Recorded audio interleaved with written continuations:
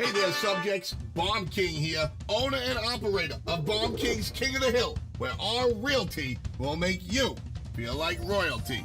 Find your new kingdom with no purchase necessary. Claim your domain across beautiful properties in Snowfall Junction, Trade District, Marauders Port, Memphis, Tennessee, Magistrates Archive. These points are priced to move.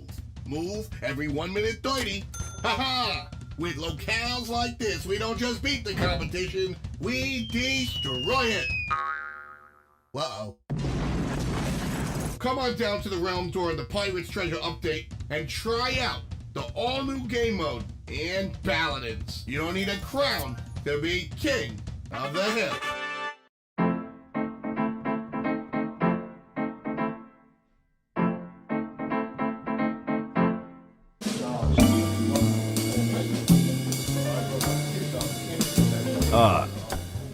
What's up, gangsters? You can't. No, I won't allow it. What's up, gangsters? Today we're doing Ceres, the sister of the void. Oh, that sounds spooky. Well, Ed, can you tell me about Ceres? I was gonna introduce you, but go ahead. And Ceres is not actually her name. Ceres used to be just a little girl that lived with her sister, Furia, who was also not called Furia at the time. They were just known as the sisters. They were actually living in a town called Ceres. Oh, that's weird. A town's called Ceres. I wonder why. Don't skip to the end, please. That town was unfortunately built on a place that was being affected by the Abyss. Oh, you guys remember the Abyss? It's what made Androxus a skeleton. You see? These episodes have continuity. And then the magistrate heard that the Abyss, the only way to defeat it, was by making a sacrifice. So they went to the sisters and they were like, hey, sorry to bother you. Gotta ask a little question. We may need one of you to die inside the abyss hole. The sisters were like, no thanks. And then they went, we really insist. Like, if we don't do this, the town's gonna get eaten by the hole. We built the town on a hole for some reason. So one of the sisters was like, I mean, I can't really do anything about it. But the other sister was like, no. And then she's got her fists out. She's starting like beating the shit out of the magistrate. She's like, yeah. And then the magistrate was like, we're an army. They took the other sister away. The magistrate was like, just chop off the sister that got captured in her hair. They took her hair and they were like, here, have this. And then she was gonna be sacrificed. They had a big event where everybody in Ceres was watching. And they were like, why is that bald chick about to be thrown down a hole? She was like there hanging out, and then she was looking down the abyss hole, and the big, like, monster of the abyss showed up. And he was like, actually, you guys misread my texts. When I said I needed a sacrifice, I didn't mean a girl, I meant the whole town. And then the whole town was like, oh, wow, that sucks. That's an awful trade. And then the big monster of the abyss got out of the hole, destroyed just everything, including the sister, who was the closest to the abyss hole. So the monster ate the souls of the entire town and then possessed the sister's body, which is why now she's called Ceres, because she is all of the town's souls inside the one body. But then her sister heard about this and she was like, I will stop at nothing to free my sister from being possessed. And now Ceres will forever be the vessel of like the god of monster of the abyss, the townspeople of the town she was part of that got destroyed, and now she can also see the future. And she shows up in places to alter the course of time. And her sister, oh, she doesn't like that. So now they gotta fight. But who is her sister? You said it was Furia. Already. When did I say that?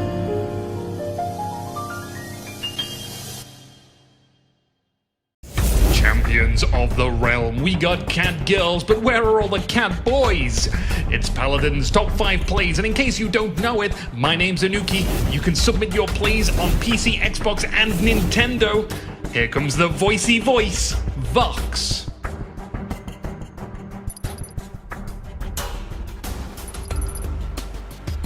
You're not the sharpest arrow in the quiver, are you? Settled up. Scarlet Charger galloping ahead. It's 0-0 on Shattered Desert, and Cassie's looking to open this one up with sneak and trickery.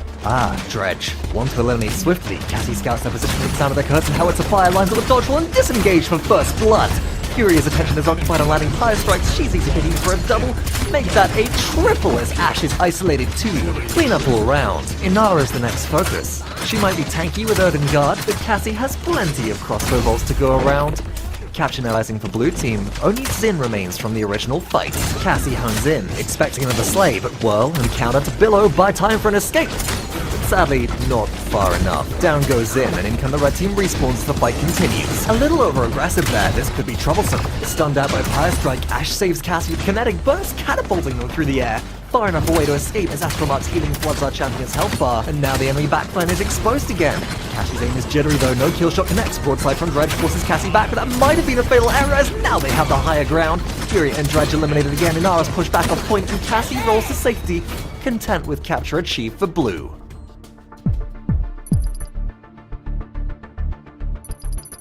Are we going to start fighting for real now? Back to back. It's been a while. A change of scenery is in order though, and we're off to Frog Isle to see blue team's frontline occupied with Ash and Makoa, not paying attention to the widely damaged champion converging on the point from the other side. Barracks out already, Skypop stealth trying to hide, but a blind jump shot finds his mark in a slay before dodge roll lines up an easy kill on the Khan behind that bulwark. Two enemies left, Altara that's gotta hurt, locked down by Dredge Anchor, and Grover tries to run, but they're not getting far. It's time for you to make like a tree, and head back to base.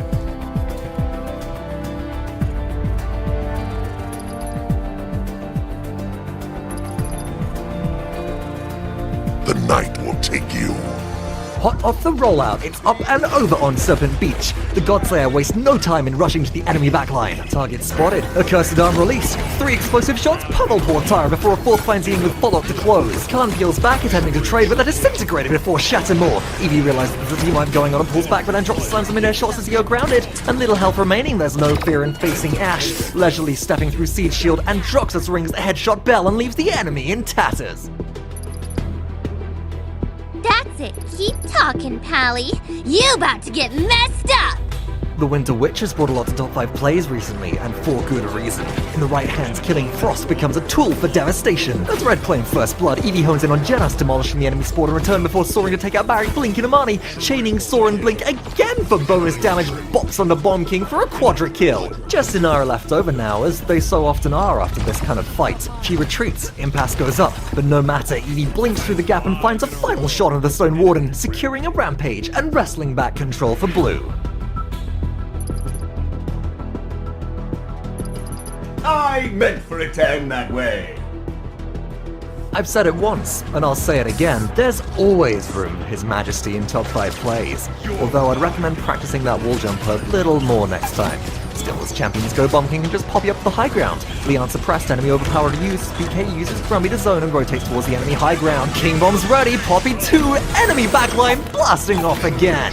Chain reaction sticks make short work of Khan. Inara knows they can't win this fight. Back to base they go, Poppy once again with mid-air flare. Leon meets a sticky end.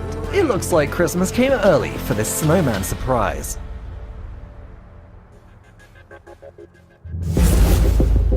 That's it for this week. Thank you, Vox. To submit your play, check the video description and fill out the form. You can find Vox and myself on Twitter. Give us a shout. Or if you're having trouble submitting a play, buzz Anuki on Discord. See you again next time for the Paladins Top 5 Plays.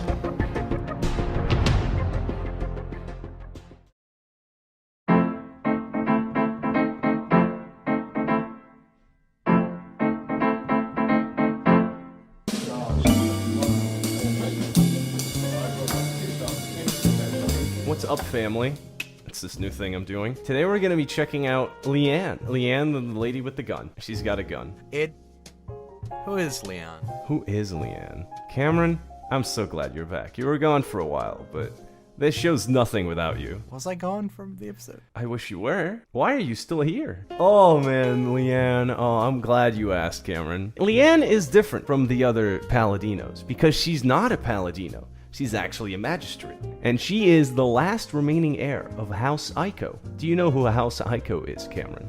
No, I have no clue, Ed. I need you to tell me. You're the only one. House Aiko. It's a house that's part of the magistrate line of peoples. And you know earlier when I said that she was the rightful heir? You know, it's kind of muddled.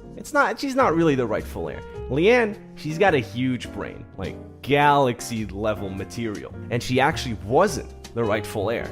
But she did some stuff. She got in there, she put on the computer goggles, and she just replaced the big not the rightful heir exe with actually I am the rightful heir.exe. And then she hit enter, and everybody went, like when they went to check the INI files, they went, oh, well, she's the heir. So Leanne sat on the ruby throne telling people how sick House Psycho was. And she just kept telling everybody, like, yo, well, my family's pretty cool. Even though I cheated my way in, my house is pretty cool. And I was like, yeah, you know, it is pretty cool. You know what, Leanne? We're gonna call you Scion. So she earned the title of the Scion, which probably means something. I don't know.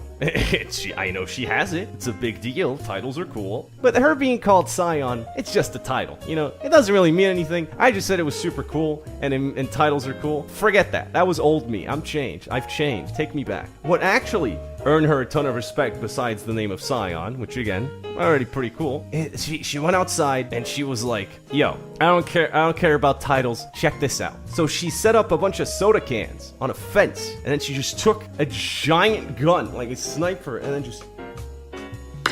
That's where you add a sound effect of me shooting. And she just bopped every single one without missing, and then the magistrates were like, okay, now you got something. I like the title, but you shooting my water was way cool. So now Leanne is at the top of her game. She's sitting on the ruby throne because she's the rightful heir. She's called the Scion. Shooting all that water made everybody be like, oh my god, she's the sickest. So Leanne was sitting on the throne leading House Psycho. She thought, you know, everything was gonna be pickles and roses. And then she heard a rumor about a certain monk that you might have heard of that climbed a certain mountain and became a god. Buck? Not Buck. Definitely not Buck. It was Genos, which we've done a video on. And Genos, like you remember, climbed the mountain, said hi to the stars, and then became a god. And Leanne was like, I'm already at the top of my game, but I could be more at the top. The tip of my game, I could be there. That could be me. But what if I had a god? She was like, what if I recruit Genos for the magistrates? She got out of the ruby throne and she waddled over to Khan, and she was like, Khan, I got a job for you. And Khan is this big hulking figure. Who could Khan be? I don't know.